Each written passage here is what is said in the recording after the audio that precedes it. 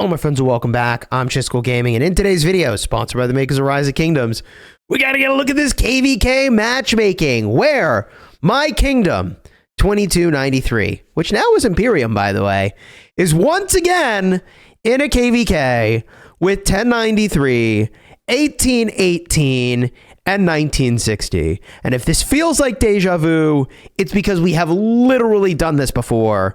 But one thing has changed in a major way since the last time that all these kingdoms were in KvK, which is that 1960 now is a much smaller version of itself. And when 1960 shrunk a good bit, a whole bunch of that power went to other kingdoms like 1093, fortifying them quite a bit as well. Now, in order to get a look at this matchmaking and why there's a whole bunch of drama that players are sort of feeling around this, we need to go look at the power breakdown and where people's war camps, I think, are likely to be. Let's go get a look at a map and let's talk about this KvK Diplo and how it all went down. So this is the way the kingdoms have been grouped up. You've got my kingdom likely to be the weakest war camp on the board at 36.8 billion power and 2.6 trillion KP. We've got Wessex, which is 36 billion power, 3.3 trillion KP. You've got 93 all the way up top at 28.7 billion power, 4.7 trillion KP. And then Mercia, that's where 1818 is, 37.2 billion power and 3.1 trillion kill points. Now, there are a bunch of other kingdoms involved in this, okay? And that is definitely very relevant. In fact, we're going to have to get a closer look at some of these alliances and figure out kind of what's going on. But what I understand of the Diplo is that as they were talking, it was basically decided, well, 1093 is the strongest war camp, 2293 is the weakest war camp. So if we're going to do a 2v2, you put the two weakest together, or sorry, the weakest and the strongest together, and the two middle sort of camps together. And like, how does that all add up? And I think that's what this is representing, which, spoiler alert, this is kind of like ultimately, I guess, where the Diplo kind of landed. And we're going to get to the kind of in just a minute, because my understanding last I heard is that 1960 and 1818 are like, we're just not going to fight this KvK. And like, we'll talk about that in a second. But first, let's get a look here. So power, if you combine the one circled in blue, the 93s, is 65.5 billion power and 7.3 trillion KP.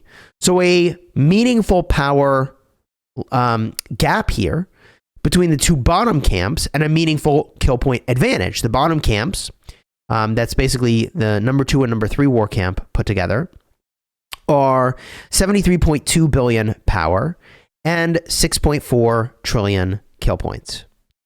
So there's a kill point advantage, and depending on like which data you're slicing, I guess, this could be a slightly different power number, this could be a slightly different KP number. But if you're looking at this, does this look like fair Diplo? And the weird thing is when we look at 1960s KP, because my understanding is that right now 1960 has 50 to 60 players and the rest are farms. So potentially a non-trivial amount of the KP is actually just farms, which we're going to go look at their alliance in just a minute here and see if we can sniff that out. But one thing I think I remember hearing when I dropped into, I think I dropped into Cortex's stream and he had said this, I could be misremembering, was that I don't think he got to register his accounts. In other words, 1960 is now small enough that just like they just send the whole kingdom into KvK instead of registering accounts, which definitely inflates their power and punch relative to what it actually is, because a whole bunch of those accounts are not actually playing the KvK or are farms or they wouldn't have been registered otherwise. So I mean, like, one thing that feels like a really obvious opportunity is that perhaps all kingdoms should have the ability to register players for KvK. Now, I think one thing that's like pretty obvious is like anytime kingdoms say they're not going to participate in a KvK, basically they're going to take their bat and ball and go home. that is looked on very negatively. It honestly doesn't even matter if they're right. Like, players will look on that very negatively. It's just true. It's just what happens, okay?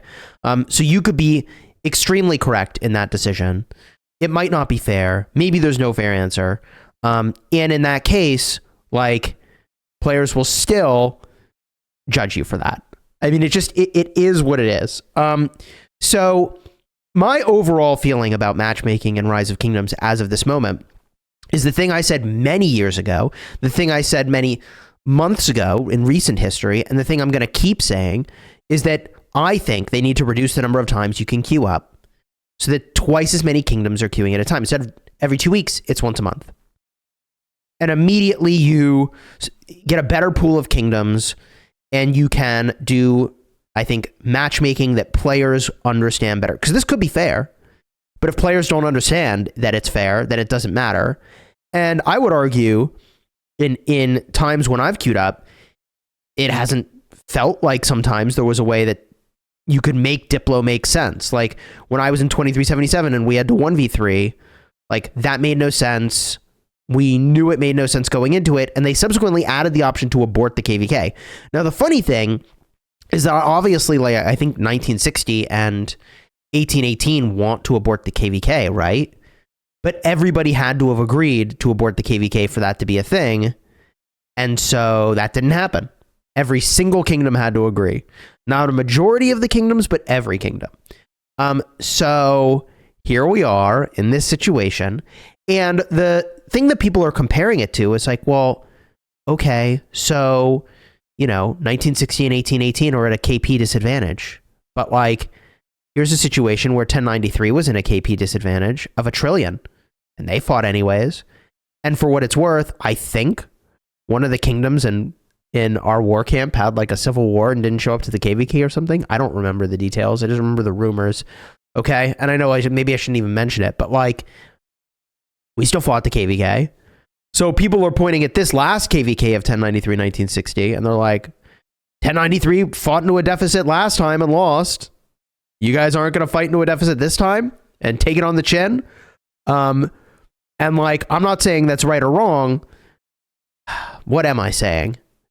I'm saying that given that there are kingdoms that are so much different in structure from others, aka 1093, it's got to be tricky to do the matchmaking for that, right? Like, who actually wants to fight 1093? They're the new boogeyman, I think. I mean, look at the power, look at the KP.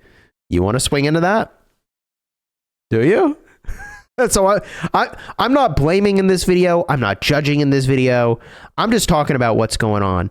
All right. So that's the drama. The latest is that we're going to have a farming KvK, no fighting. But let's go get a look at 1960 and get a sense of how much of the KP in there is actually just fluff KP. It's just farms, right? Because there's a huge difference between, oh, it's 60 GT and it's 1.6 trillion kill points, or it's any alliance, it's 1.6 trillion KP, and it's all active open fielders versus 50 fielders and 100 farms.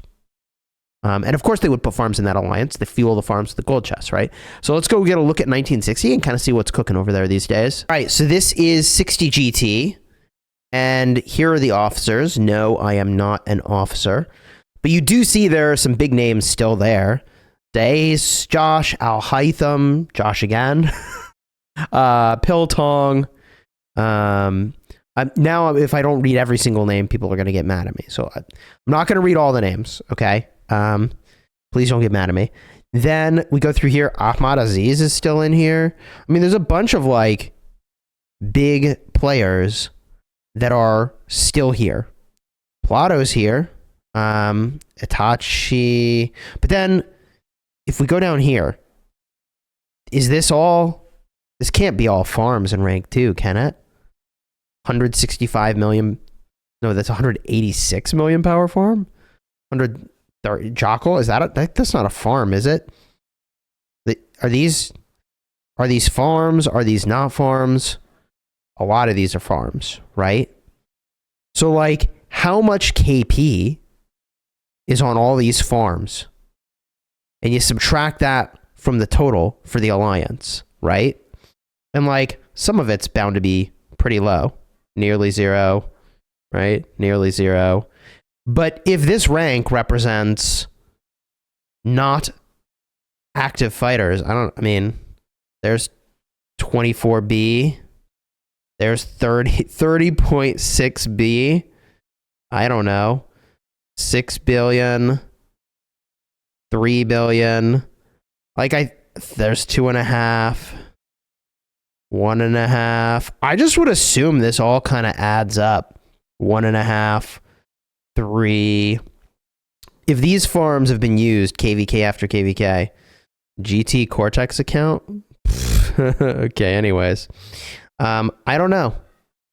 I don't know, chat. This is the situation. I'm not making any judgments. Wait, Inf is here? Wait, what rank is... Oh, he's rank 3. That makes more sense. I'm not making any judgments. Oh, Genie's in here too. I'm just saying this is what's happening. All right? So GT and 1818 are not interested in the 2v2. I don't know what or if there was a fair route, but I do think the most fair route is you pair whomever you think is strongest and weakest versus the 2 middle ones, which is what happened.